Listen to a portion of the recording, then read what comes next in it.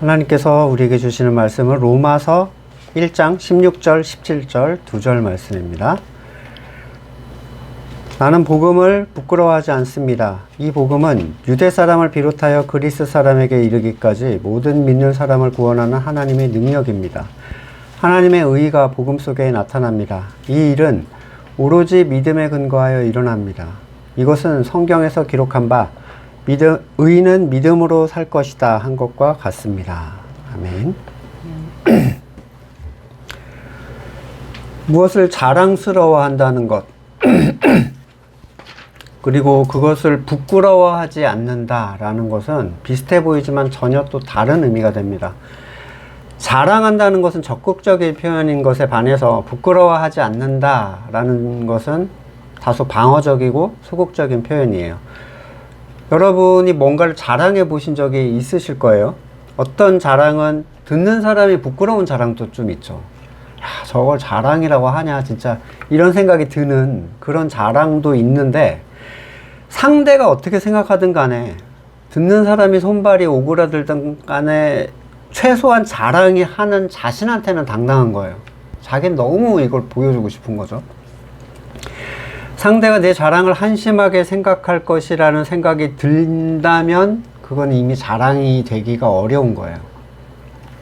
성도의 자랑이라고 하는 복음, 그것은 세상이 어차피 알아들을 수 없는 종류의 것입니다. 우리가 자랑을 한다고 해서 세상이 공감해 주거나 알아듣지도 못하겠지만, 알아듣지 못한다고 그걸 부끄러워할 이유는 전혀 없어요. 근데 오늘 본문에서 바울은 내가 복음을 전해야 되겠습니다 라고 하면서 먼저 꺼낸 말이 나는 복음을 부끄러워하지 않습니다 라는 얘기를 꺼냅니다. 혹자는 설교에서 바울이 복음을 부끄러워할 수도 있다라는 전제 자체를 없애려고 이걸 어떻게 얘기하냐면 강조하기 위해서 이중부정을 한 거다 이렇게 얘기를 해요. 예를 들어 나는 너무 기뻐 라고 얘기하고 싶은데 나는 슬프지 않아 라고 표현했다는 거예요. 억지 주장이죠. 자랑을 부끄러워하지 않는다고 표현하는 사람이 어디 있겠습니까? 나는 하버드 법대에 다니는 걸 부끄러워하지 않습니다. 나는 전국 1등이라는 사실을 부끄러워하지 않습니다. 어거지 해석입니다. 결국 바울이 로마 교회를 향해 복음을 알려주고 싶다고 하면서 이 말부터 시작했다는 건 로마 교회에 복음을 부끄러워하는 사람들이 있었다는 거예요. 상당히 있었다는 걸 우회적으로 표현한 거죠. 왜냐하면 예수님께서도 이런 말씀을 하심으로써 부끄러움에 대한 경고를 하세요. 누가복음 9장 26절에 누구든지 나와 내 말을 부끄럽게 여기면 인자도 자기의 영광과 아버지와 거룩한 천사들의 영광에 쌓여 올 때 그 사람을 부끄럽게 여길 것이다. 복음을 부끄럽게 여기는 것의 가장 중요한 부분은 의지적으로 부끄럽지 않으려고 노력하는 게 아니라 진짜 가치를 아는 데 핵심이 있을 거예요. 가끔 복음의 가치도 모르면서 무례함을 행함으로써 부끄러워하지 않음을 드러내려고 하는 사람들이 있죠. 부끄러운 것을 부끄러워하지 않은 척 하는 것처럼 어색하고 오그라드는 게 없습니다. 예수천당 불신지옥, 그런 강압, 무례함, 마치 복음을 부끄러워하지 않는 전형적인 모습으로 추앙을 받던 때도 있었는데, 부끄러워함은 내면의 문제지 외적으로 질러댄다고 해서 그게 해소되는 게 전혀 아니에요. 최고의 가치를 가진 사람이라면 내가 부끄러워하지 말아야지 라고 마인드 컨트롤을 할 필요가 전혀 없어요. 물론 이런 자랑 의식도, 자랑을 하는 것도 본인 스스로를 속이는 일이 굉장히 많기 때문에 이런 거 있잖아요. 교회를 열심히 하면서 난 이게 너무 기뻐, 그런 이제 세뇌를 스스로 막 하는 거죠. 거듭난 사람들만이 사실 알아들을 수 있는 내용인데, 주님은 복음에 대해서 무엇을 말씀하셨고 어떤 이유에서 자기의 말을 부끄러워할 것이다 라는 말씀을 하셨을까요? 여기에서 이 본문을 살피는 데 중심이 되는 큰 틀은 지금 로마 교회 안에 있는 유대 기독교인과 이방 기독교인들 사이에서의 신앙 차이가 율법의 행위에 근거한 것이냐 아니냐의 문제라는 걸 우리가 알고 이 본문을 전체적으로 접근을 하셔야 됩니다. 예수님께서는 자신이 의가 되어 주신다라고 하셨어요. 그분의 복음은 이스라엘이 이루지 못했던 율법의 의를 대신 채워주시겠다는 거예요. 그게 기쁜 소식인 거죠. 근데 그 기존에 하던 행위를 멈추는 일이라는 게 과연 쉽겠는가? 절대로 그렇지 않습니다. 사도행전에서 나오는 12사도들의 수제자 베드로가 성령을 받고 나서 이방인 고넬료에게 복음을 전하는데 불편함을 느꼈어요.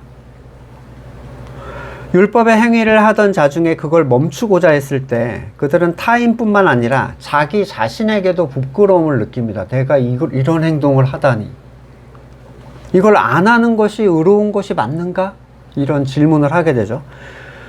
나뭇잎 치마를 만드는 것을 멈추면 수치심이 갑자기 느껴지는 거예요. 이거 다 못 가리는 거 아니야? 이런 생각이 드는 거예요. 베드로는 하나님께서 보여주신 환상을 보고 나서도 또 고넬료를 받아들이고 그에게 성령이 임한 걸 보고 나서도 이 이방인과 어울리다가 예루살렘에서 내려오는 그 신도들, 유대 신도들을 보고 조용히 자리를 피하다가 바울이 딱 그 부분을 얘기하죠. 갈라디아서 2장 12절. 그것은 게바가 야고보에게서 몇몇 사람이 오기 전에는 이방 사람들과 함께 음식을 먹다가 그들이 오니 할례 받은 사람들을 두려워하여 그 자리를 떠나 물러난 일입니다. 그러니까 이게 베드로가 복음을 부끄러워한 장면이에요. 복음을 부끄러워한다는 것은 복음이 선언한 것에 대하여 정죄감을 느끼거나 또는 타인의 눈을 의식해서 그 가치를 내가 누리고 있는 걸 숨기는 겁니다.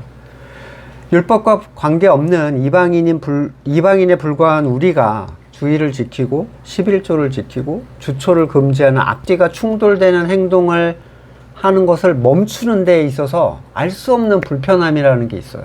왜냐면 워낙 그렇게 해왔기 때문에. 또는 자신이 그 행위를 멈추는 일에 대해서 불안함 또는 스스로 부끄러움, 수치, 의가 입혀지지 못하는 것 같은 어떤 느낌들. 복음을 부끄러워한다는 것은 아직 복음의 가치를 모른다는 얘기예요. 상대가 가치를 알아주느냐는 전혀 중요한 게 아닙니다. 내가 그 가치를 어떻게 생각하느냐가 중요해요. 고린도전서 1장 21절에 이 세상은 그 지혜로 하나님을 알지 못했습니다. 하나님의 지혜가 그렇게 되도록 한 것입니다. 하나님께서는 어리석게 들리는 설교를 통하여 믿는 사람들을 구원하시기를 기뻐하신 것입니다. 유대 사람은 기적을 요구하고 그리스 사람은 지혜를 찾으나 우리는 십자가에 달리신 그리스도를 전합니다. 그리스도가 십자가에 달리셨다는 것은 유대 사람에게는 거리낌이고 이방 사람에게는 어리석은 일입니다. 그러나 부르심을 받은 사람에게는 유대 사람이나 그리스 사람에게나 이 그리스도는 하나님의 능력이요 하나님의 지혜입니다. 복음은 유대인에게 거리끼는 것인데 왜냐하면 그들 스스로 채우는 의를 부정하는 거기 때문이에요. 누군가에게 거리끼는 행동을 할 때 우리는 불편함을 느끼죠. 스스로 불편함을 느껴요. 뭐 식당에서 우리 애들이 막 고성을 지르면서 막 뛰어다녀. 그럼 내가 부끄러워. 안 부끄러워하는 부모도 요즘에 있다고 하던데. 또는 여름에 마르지 않은 옷을 입고 나갔다가 몸에서 막 쉰내가 나면 남한테 다가가기가 너무 부끄럽잖아요. 그런 경우는 나도 나에게 그것이 꺼리끼는 것이 된다는 걸 알기 때문에 불편한 거예요. 근데 거듭나지 않은 사람이 복음에 대하여 느끼는 불편함은 필연적인 겁니다.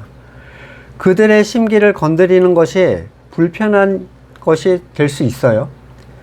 누군가 복음에 대한 얘기 때문에 야 너만 예수 믿냐? 그러지 마라. 너만 구원이 있는 것처럼 얘기하지 마라. 정죄하지 마라. 그게 교만이다. 이렇게 얘기하는데 우리는 그저 오직 그리스도의 의로 우리는 의롭다 하심을 입는다라고 얘기했을 뿐이에요. 이것 때문에 상대가 나를 미워하고 불편해한다면 그것으로 그리스도와 함께 고난을 받으면 되는 거예요. 그러나 고난은 그 그러한 고난은 성도에게 영광이죠. 그분의 것으로 인정을 받았다는 세상의 반응을 통한 확증이에요. 너는 성도구나 라는 세상의 반응인 거죠. 마태복음 5장 10절, 의를 위하여 박해를 받은 사람은 복이 있다. 하늘나라가 그들의 것이다. 여기서 말씀하시는 의는 세상의 정의나 사람이 만든 의가 아니라 하나님의 의, 하나님이 주시는 의를 의미해요.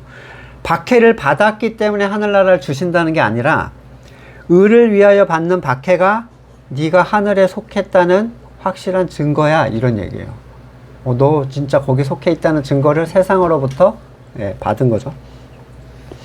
고린도후서 5장 21절에 하나님께서는 죄를 모르시는 분에게 우리를 대신으로 죄를 씌우셨습니다. 그것은 우리가 그리스도 안에서 하나님의 의가 되게 하려는 것입니다. 그래서 예수님께서는 당신 때문에 당하는 고난에 대해서 이어서 말씀을 하세요. 5장 11절에 너희가 나 때문에 모욕당하고 박해받고 터무니없는 말로 온갖 비난을 받으면 복이 있다. 너희는 기뻐하고 즐거워해라. 하늘에서 받을 너희의 상이 크기 때문이다. 너희보다 먼저 온 예언자들도 이와 같이 박해를 받았다. 세상은 손가락질하고 비참하다 생각할지라도 복음의 가치를 아는 성도라면 그렇게 생각하지 않습니다. 그런 존재, 가장 소중한 것을 주신 그 가치, 그러니까 복음의 가치는 하나님이 자기를 다 내어준 가치잖아요. 그걸 부끄러워하지 않는다면, 그걸 귀하게 생각하는 존재라면 주님께서는 그가 비천한 생을 살고 있는 존재라 하더라도, 그러니까 이 세상에서 우리가 완전히 벗어나지 못하잖아. 옛사람도 있고. 그럼에도 불구하고 마지막 날에 난 널 부끄럽게 생각하지 않아 라고 얘기해 주신다는 거예요. 히브리서 2장 11절, 거룩하게 하시는 분과 거룩하게 되는 사람은 모두 한 분이신 하나님께 속합니다. 그러함으로 예수께서 그들을 형제 자매라고 부르시기를 부끄러워하지 않으셨습니다. 히브리서 11장 16절에도 그러나 사실은 그들은 더 좋은 곳을 동경하고 있었던 것입니다. 곧 하늘의 고향입니다. 그래서 하나님께서는 그들의 하나님이라고 불리는 것을 부끄러워하지 않으시고 그들을 위하여 한 도시를 마련해 주셨습니다. 그러니까 예수님도 하나님도 우리를 부끄러워하지 않는데 우리가 부끄러워한다는 건 뭔가 굉장히 큰 문제가 있어요. 나는 복음이 부끄러운데 안 부끄러운 척 하십시오, 이게 아니라, 또는 과도하게 행해서 무례하게 들이대라, 이것도 아니에요. 내 자신 안에서 이 복음이 자랑이 되지 못하면 그것은 복음의 가치를 모르기 때문이다 라고 얘기를 하고 있는 겁니다. 그래서 바울은 이 부끄러워하는 사람들에게 복음을 전하기를, 복음이 진짜 뭔지 전하기를 원했어요. 바울이 복음에 대하여 사람들이 어떻게 반응하든 그것을 부끄러워하지 않은 것은 유대 사람을 비롯하여 그리스 사람에 이르기까지 모든 믿는 사람을 구원하는 하나님의 능력이 되기 때문이다. 모든 믿는 사람을 구원한다는 건 믿음 자체가 하나님으로부터 오기 때문에 그 믿음을 부여받은 모든 사람이 구원을 얻는다, 이 얘기예요. 그러니까 전인류의 구원 이런 게 아닙니다. 이 로마서는 전인류의 구원을 전혀 얘기하지 않아요. 뒤를 보시면 아시겠지만 결국 예정하심을 따라 발생하는 믿음을 의미하는 것이고, 그러니까 믿는 사람을 구원하신다니까 네가 믿으면 너 구원 얻어, 이 얘기가 아니에요. 인간의 조건이 포함되지 않습니다, 이 구원에는. 바울은 이 복음이 다른 신앙적 관점으로 연합하지 못하는 로마의 이 교인들, 유대 기독교인과 이방 기독교인을 묶는 핵심이 된다라고 지금 보고 있어요. 그래서 복음이 뭔지 내가 얘기해 줄게. 니네 그렇게 그럴 다투고 할 필요가 없어, 이 얘기예요. 에베소서 2장 14절, 그리스도는 우리의 평화이십니다. 그리스도께서는 유대 사람과 이방 사람이 양쪽으로 갈라져 있는 것을 하나로 만드신 분입니다. 그분은 유대 사람과 이방 사람 사이를 가르는 담을 자기 몸으로 허무셔서 원수된 것을 없애시고 여러 가지 조문으로 된 계명의 율법을 폐하셨습니다. 그분은 이 둘을 자기 안에서 하나의 새 사람으로 만들어 평화를 이루시고 원수된 것을 십자가로 소멸하시고 이 둘을 한 몸으로 만드셔서 하나님과 화해시키셨습니다. 그분은 오셔서 멀리 떨어져 있는 여러분에게 평화를 전하셨으며 가까이 있는 사람들에게도 평화를 전하셨습니다. 이방 사람과 유대 사람 양쪽 모두 그리스도를 통하여 한 성령 안에서 아버지께 나가게 되었습니다. 그러므로 이제부터 여러분은 외국 사람이나 나그네가 아니요 성도들과 함께 시민이며 하나님의 가족입니다. 자, 모든 믿는 사람을 구원하는 하나님의 능력은 그리스도를 머리로 하는 교회, 몸이 됐어요. 이 엄청난 능력이 미련하게 들리는 복음의 선포를 통해서 이루어지는데, 누군가는 어리석다, 누군가는 불편하다 얘기해도 상관이 없어요. 왜냐하면 그렇게 들린다면 그가 이걸 들을 수 있는 생명이 없다라는 얘기일 뿐인 거예요. 17절에서 드디어 바울은 복음을 구체적으로 이제 설명을 하는데, 야, 복음은 부끄러운 게 아니야 라고 얘기하면서 구체적으로 설명해요. 하나님의 의가 복음 속에 나타납니다. 엄청나게 중요한 얘기를 한 거예요. 하나님의 의. 바울은 복음을 하나님의 의에 관한 것이다 라고 얘기하고 있어요. 천국이나 성공이나 소원 성취나 그 어떤 다른 얘기가 아니라 의에 관한 얘기야 라고 얘기를 합니다. 하나님의 의에 관하여 강조하고 의의 의미에 대해서 알고 체험하기에 힘쓰는 건물교인을 본 적이 없습니다. 저는 의에 관심이 없어요. 의를 말하고 바로 뭘 하냐면 스스로 의를 채우는 일을 하려고 흩어져서 뭐 이것도 하고 저것도 하고 난리가 나죠. 지금까지 구약에서 하나님 앞에서 거룩하게 서기 위해 율법으로 얻는 의밖에 제공된 게 없었어요. 신명기 6장 25절에 우리가 우리 주 하나님 앞에서 그가 우리에게 명하신 대로 이 모든 명령을 충실히 지키면 그것이 우리의 의로움이 될 것이다. 하나님 앞에서 충실하게 지켰다고 할 수 있으면 그건 너가 의롭다고 인정받을 수 있을 거야. 완전 불가능하잖아요. 하나님의 의는 본래 율법 속에 있었어요. 그리고 스스로 지켜서 얻어야 하는 의였죠. 하지만 누구도 하나님의 마음으로 하나님께서 원하시는 대로 하나님의 능력으로 그걸 지켜내는 존재가 없었고, 오직 껍데기인 외적인 행동만을 추구를 합니다. 예수님께서는 율법의 요약을 하나님 사랑과 이웃 사랑이다 라고 요약을 해주셨는데, 그런데 이 사랑이라는 주제는 정해진 선이 없어요. 얼만큼 해야 사랑했다라고 얘기를 할 수 있는가? 확인할 외적인 특징도 없어요. 뭘로 했다고 얘기할 수 있어요. 그러니 사람들은 하나님의 율법 안에서 사랑이라는 본질적인 주제를 벗어나서 그걸 지켰다고 확증을 받을 수 있을 만한 것들로 틀을 만들기 시작합니다. 이걸 하면 한 걸로 치자 이거예요. 결국 본질은 완전히 사라지고 자신의 행동만이 남게 됐어요. 하나님의 의와 대비되는 걸 성경은 뭐라고 하냐면 사람의 의라고 얘기를 합니다. 그것의 특징은 부여받은 게 아니라 스스로 만들어낸다는 데 있죠. 그러니까 입혀주신 가죽옷이 아니라 스스로 엮은 나뭇잎 치마예요. 로마서 10장 3절. 그들은 하나님의 의를 알지 못하고 자기들의 의를 세우려고 힘을 씀으로써 하나님의 의에 복종하지 않게 됐습니다. 그러니까 가죽옷의 가치를 알지 못하니까 수치를 가리기 위해서 계속 뭔가를 해야 되는 거죠. 아무리 만들어도 걸치는 순간에 이 나뭇잎은 이 치마를 만들려고 끊는 순간부터 생명력이 떨어지는 거잖아요. 잎이 떨어져요. 죽을 때까지 엮어야 돼요. 죽을 때까지. 더 튼튼히, 더 잘, 더 멋지게 만들어 보자고, 만들어 보려고 하지만 하나님 앞에 서기만 하면 가릴 수 없다는 걸 본인이 알아요. 마치 그 시지프스의 형벌처럼 산 정상으로 돌을 계속 굴리는데 정상에 올라가는 것 같은 순간 반대편으로 나락으로 떨어지죠. 평생 그걸 하는 거예요. 그게 가능했다고 생각하기 때문에 멈출 수가 없어요. 이거는. 마태복음 11장 28절에 수고하며 무거운 짐을 진 사람은 모두 내게로 오너라. 내가 너희를 쉬게 하겠다.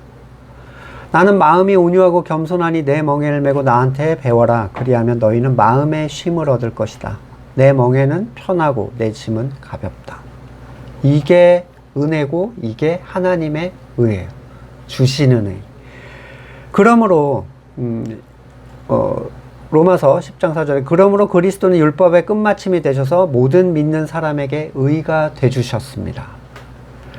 율법의 끝마침이 되셔서 의가 되어주신 거예요. 율법이 끝나야 돼요. 그의 의에 대한 지분에 스스로 행하는 율법이 있으면 그리스도의 의는 완전한 의가 될 수 없어요. 의에 대해서는 100%의 지분을 가지시는 거죠. 명색이 하나님의 의인데 1%는 네 걸 좀 써야 되겠다. 이런 건 없다는 거예요. 이 하나님의 의가 복음 속에 나타난다. 율법의 끝마침. 엄청난 일인 거예요. 스스로 채우는 의 대신에 은혜로 주시는 하나님의 의. 그런데 이어져 나오는 구절의 해석이 분분해요. 특히 개역개정은 번역을 믿음에서 믿음에 이르게 한다. 이렇게 해놨어요. 도대체 한글에서는 사용하지 않는 이 표현이 도대체 무슨 얘기지? 이런 난해 구절이 돼버렸어요. 무슨 화두를 던져놓은 것처럼 고민하게 하는 문구죠. 한때는 이제 개역개정만 가지고 성경을 읽을 때는 특별한 의미가 있을 것이다. 그래서 앞에 믿음과 뒤에 믿음은 다를 것이다. 그래가지고 뭐 앞에가 이 거듭나게 하는 믿음이라면 뒤는 구원에 이르게 하는 뭐 삶의 변화라든지 뭐 그런 거 있잖아요. 가나안의 어떠한 열매라든지 뭐 이런 종류의 것들이 이제 저도 생각을 했었던 때가 있었는데 원문을 보면 복잡하게 볼 이유가 없어요. 이게 참 희한하죠. 이 편지는 복잡한 의미를 숨겨서 보낸 게 아니라 신학적 배움이 1도 없는 사람들한테 성도의 실제적 삶 가운데 주는 도움의 편지잖아요. 그러니까 누구든지 거듭난 사람이라면 보고 발견할 수 있는 내용이어야 되는 거죠. 원문은 이래요. ekpisteos 에이스피스틴. 그러니까 헬라어는 영어랑 비슷하거든요. 이 어순이라든가 이런 구조가. 그러니까 영어로 번역을 하면 from face to face예요. 근데 한글로 직역을 하면 믿음에서 믿음으로가 맞는데 의미를 생각하면은 의역을 살짝 해보자면 이런 거예요. 처음부터 끝까지예요. 믿음을 출발점으로 해서 믿음을 목표점으로. 그러니까 전체가 다 그냥 믿음이라는 거예요. 그래서 개역개정이 임의로 붙인 믿음에서 믿음으로 이르게 하나니라는 게 없어요. 원문은. 전치사 구은 거예요. 그냥. 원문대로 번역은 이래요. 복음 안에서 하나님의 의가 드러난다. 믿음으로부터 시작해서 믿음을 향해. 그러니까 계시록 22장 13절 나는 알파며 오메가 또 처음이며 마지막이요 시작과 끝이다. 믿음이라는 것은 예수 그리스도 안에 드러난 하나님의 의를 온전히 받아들이는 것. 그런 이유에서 새 번역의 번역이 더 정확한데 이 일은 오로지 믿음에 근거하여 일어납니다. 그러니까 무조건 원문대로 따라가는 것보단 그게 진짜 하고 싶은 얘기가 이거라는 거예요. 오직 믿음을 통해서만 일어난다. 뭐가? 복음에 있는 하나님의 의가 드러나는 거. 예수님께서 하나님의 일을 뭐라고 하셨냐면 보내신 자를 믿는 것이다. 이런 허탈한 얘기를 하셨어요. 지금 요즘 교회에서는 굉장히 허탈한 거예요. 요한복음 6장 29절에 하나님께서 보내신 일을 믿는 것이 곧 하나님의 일이다. 믿기만 하면 안 된다. 얼마나 많이 들어왔습니까, 우리가? 그거는 안 돼. 믿기만 하면 안 돼. 예수님이 믿기만 하면 된댔는데 우리는 안 된다고 해요. 오직 믿음으로라고 수없이 외치면서도 내가 하지 않으면 안 된다 라는 생각에 이걸 멈출 수밖에 없었어요. 그러나 정말 거듭난 사람만이 멈출 때 행하시는 하나님의 일을 보게 됐는데 그저 보내신 분을 믿었을 뿐인데 사람이 의를 만들고 채울 때는 상상할 수 없는 방식의 일들이 우리의 삶 속에서 진행이 되기 시작합니다. 진짜잖아 라는 걸 알게 돼요. 이 일은 오직 믿음의 근거에서만 일어난다. 절대로 사람의 것이 섞일 수 없다. 엄청난 얘기를 했는데 이게 이 첫 복음에 대한 첫 설명을 하면서부터 사실 일반 교회에서 무시돼요. 이렇게 해놓고 우리 열심히 일합시다. 이렇게 얘기를 하죠. 하나님의 일은 죄인에게 하나님의 의를 부여하시는 거죠. 그게 예수님이 하신 일이고 하나님이 하시고자 하는 일이에요. 다른 말로는 택하신 자를 안식하게 하는 것. 시시합니까? 아니 그냥 쉬라고요? 그럼 이제 사람들은 텔레비 보고 놀고 놀러 다니는 거 생각하잖아요. 이게 무슨 말인지를 몰라요. 그러니까 뭔가 하는 거 아니면 아무것도 안 하는 거 둘 중에 하나예요. 그래서 맨날 하라는 거야 하지 말라는 거야를 저한테 물어봐요. 쉰다라는 것이 거듭나지 않은 사람들한테는 그냥 아무것도 하지 말라는 얘기냐 이렇게밖에 인지가 안 됩니다. 하지만 거듭난 사람들에게는 다른 의미가 되는데 히브리서 4장 1절에 그러므로 하나님께서 주시는 안식에 들어가리라는 약속이 아직 남아있는 동안에 여러분 가운데 거기에 미치지 못한 사람이 아무도 없도록 두려운 마음으로 조심하십시오. 그들이나 우리나 기쁜 소식을 들은 것은 마찬가지입니다. 그런데 들은 말씀이 그들에게 아무 유익이 되지 못했습니다. 그들은 말씀을 듣고서도 그것을 믿음과 결합시키지 않았기 때문입니다. 그러나 말씀을 믿은 우리는 안식에 들어갈 것입니다. 믿었기 때문에 들어간다는 거예요. 그것은 내가 진노하여 맹세한 것 같이 그들은 결코 내 안식에 들어오지 못할 것이다 하고 말씀하신 그대로입니다. 사실상 하나님께서 세상을 창조하시고 모든 일을 끝마치셨으므로 그때부터 안식이 있어 온 것입니다. 일곱째 날에 관해 어딘가에 하나님께서 일곱째 되는 날에 그 모든 일을 마치고 쉬셨다 하셨고 또 이곳에서 다시 그들은 결코 내 안식에 들어오지 못할 것이다 하셨습니다. 그러므로 어떤 사람들에게 안식에 들어갈 기회가 아직 남아 있습니다. 그런데 기쁜 소식을 먼저 들은 사람들이 순종하지 않았으므로 들어갈 수 없었습니다. 그렇지만 하나님께서 다시 오늘이라는 어떤 날을 정하시고 이미 인용한 말씀대로 오랜 뒤에 다윗을 통해 오늘 너희가 그의 음성을 듣거든 너희 마음을 완고하게 하지 말아라. 이 들리는 사람들은 누구예요? 생명이 있는 사람들이에요. 네. 믿음과 결합시킬 수 있는 사람들. 그 의가 뭔지 받아들이는 사람들. 하나님의 구원하심을 가만히 서서 보는 사람들. 여호수아가 그들에게 안식을 주었더라면 하나님께서 그 뒤에 다른 날이 있으리라는 것을 말씀하지 않았을 것입니다. 그러나 하나님께서 하나님의 백성에게 아직 안식하는 일이 남아 있습니다. 이게 거듭난 사람들에게 복음을 전하는 이유예요. 쉬는 데까지 들어가야죠. 네, 쉬는 데까지. 하나님께서 주실 안식에 들어가는 사람은 하나님이 자기 일을 마치고 쉬신 것 같이 그 사람도 자기 일을 마치고 쉬는 것입니다. 말 그대로 내가 너희를 쉬게 하겠다. 그 말씀이 그에게 이루어지는 거죠. 그것이 그리스도를 통하여 하나님의 일이 그에게 성취된 것. 그게 하나님의 일이다. 네, 믿는 것. 보내신 분을 믿는 것. 하나님의 일에 대해서 세상은 무엇을 하려고 하나요? 종교 행사. 시즌 있잖아요. 대형 절기들. 세상이 좋아할 만한, 칭찬받을 만한 구제. 또는 문화에 관한 일들 또는 고행을 포함하는 많은 종교적인 행위들 스스로 의를 만드는 사람들은 절대로 쉴 수 없어요. 그것으로부터 세상은 자신이 만들고 있는 나뭇가지 치마를 멈추는 것에 굉장한 불안감을 느낍니다.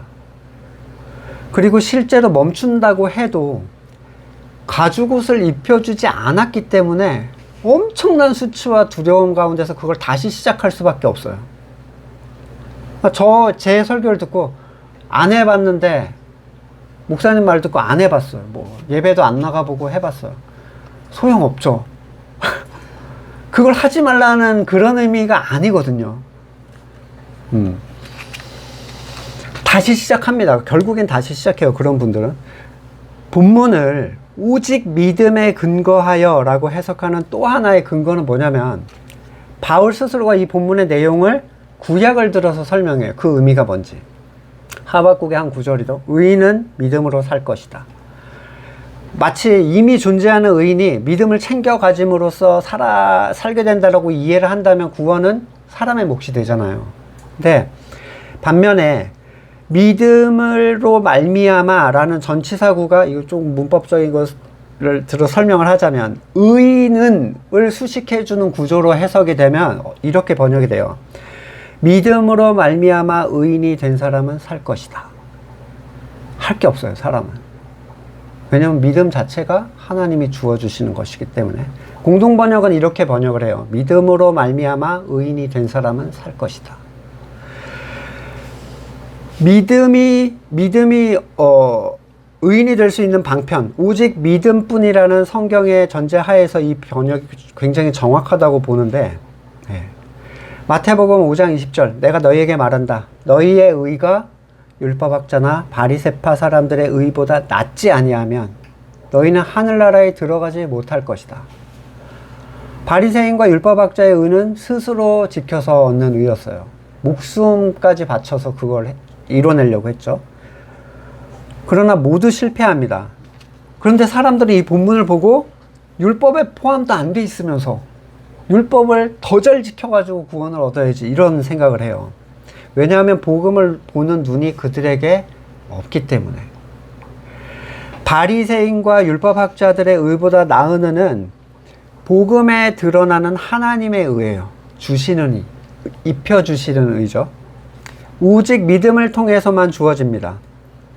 믿는다는 의미는 세상에 속한 생명에게는 설명이 될 수가 없어요.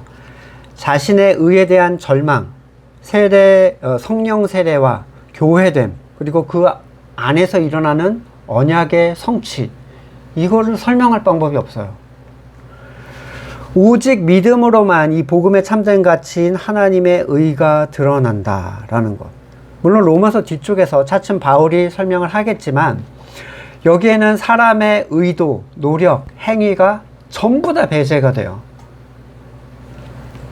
그리스도를 믿는다는 것은 하나님 앞에서 자기를 부인한다라는 의미예요. 그게 믿는 거예요. 자기를 부인하지 않는데, 나는 하나님을 믿고 있고 그리스도를 믿어요라고 얘기하는 거는 아예 뭐가 뭔지 아무것도 모르는 상태인 거죠.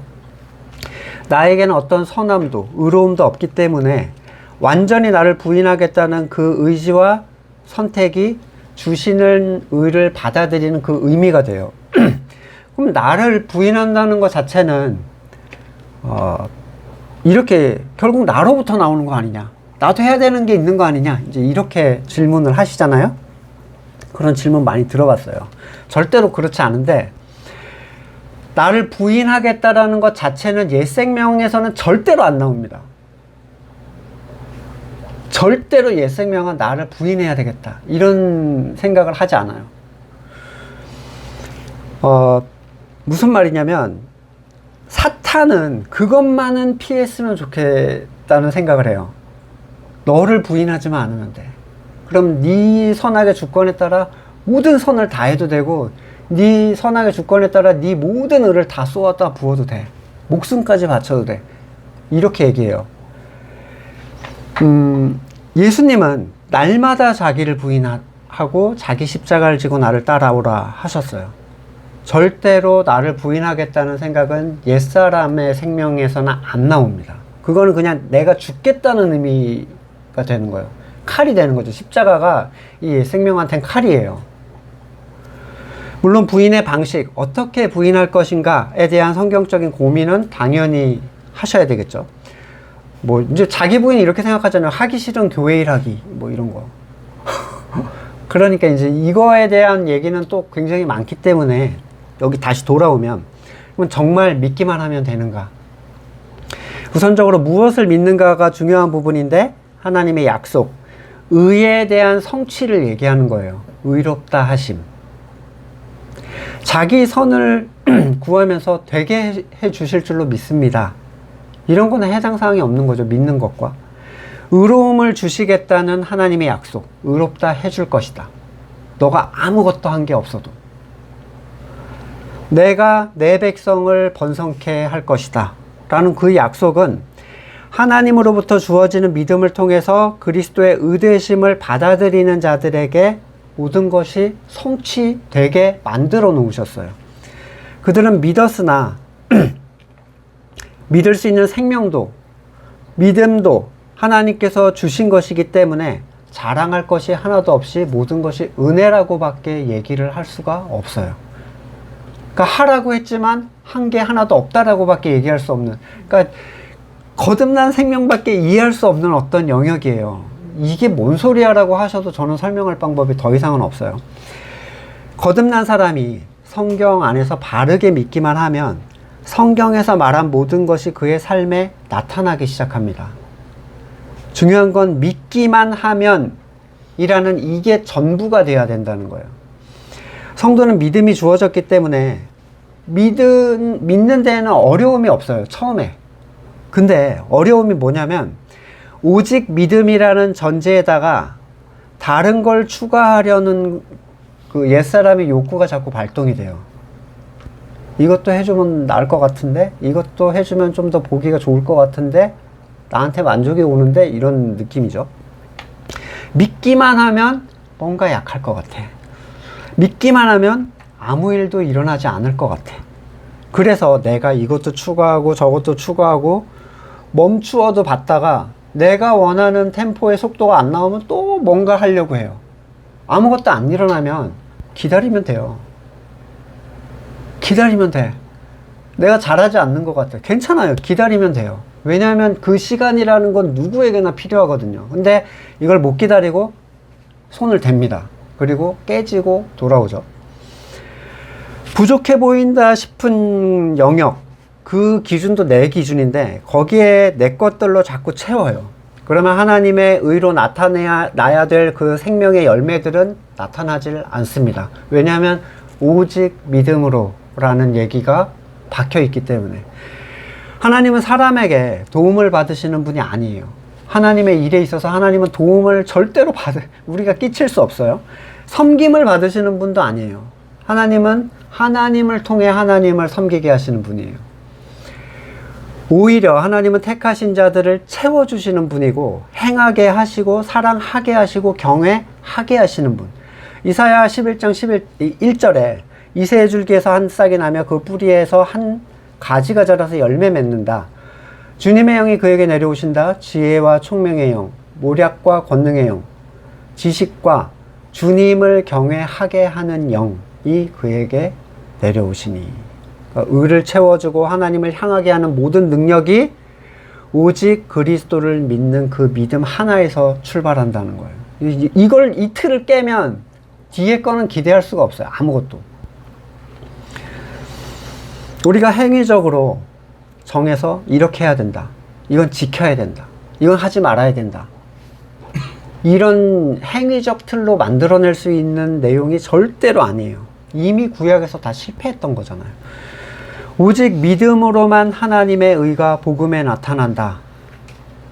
그러니 이 믿음을 벗어난 사람들의 삶에 성경에서 말하는 가치가 드러날 리가 없습니다. 신령과 진정으로 드리는 예배를 알 수도 없고, 새로운 노래로 드리는 찬양도 뭔지 알 수가 없고, 보이지 않는 교회, 공동체의 가치를 누릴 수도 없고, 새로운 방언을 말할 수도 없고, 사탄의 독에 해를 당하지 않거나 손을 얹어서 병을 고치는 일이 무엇인지 전혀 이해할 수 없어요. 그러니 그들이 하는 게 뭐죠? 비슷한 위조품을 만들어서 우리가 그걸 누리고 있다라고 얘기하는 거예요. 오직 믿음으로만이라는 강조는 세상에 속한 교회에서는 전혀 바꿀 수 있는 여지가 없습니다.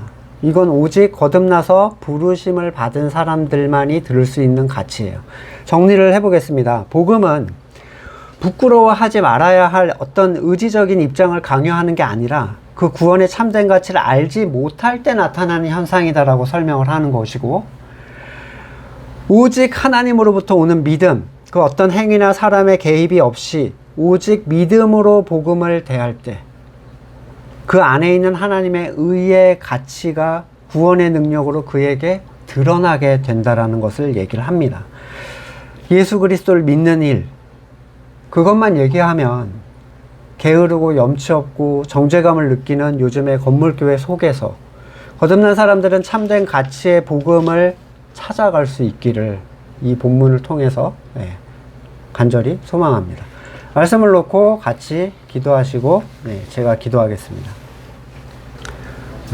믿음을 통하여, 오직 믿음을 통하여 드러나는 하나님의 의, 이 가치. 루터가 이 본문을 보고 완전히 달라졌죠. 나한테 천국, 하늘의 문이 열리는 것을 봤다. 이 한 본문을 보고 하나님의 의가 무엇이고 그 복음의 가치가 무엇인지 우리가 깨달아 알도록, 참된 믿음을 우리가 체험할 수 있도록, 복음을 부끄러워하지 않는 자들이 되도록 같이 기도하겠습니다. 스스로는 의를 이룰 수 없는 우리에게 복음을 허락하시고 그 안에 하나님의 의를 두시며 그것을 오직 믿음으로만 얻게 하신 하나님의 지혜에 다시 찬양을 올립니다. 스스로 채우려는 모든 숨겨진 마음들 그리스도의 십자가 앞에서 부인하게 하시고 믿음을 통하여 이루어지는 하나님의 일들을 바라보며 함께 찬양할 수 있는 우리가 되도록 은혜를 베풀어 주시옵소서. 지금은 우리 구주 예수 그리스도의 은혜와 하나님의 사랑과 성령의 교제케 하심이 오직 믿음을 통하여 그분의 의를 입기를 소망하는 우리 성도들과 그의 삶의 자리 가운데 지금으로부터 영원까지 함께 하시기를 간절히 축원드립니다. 아멘.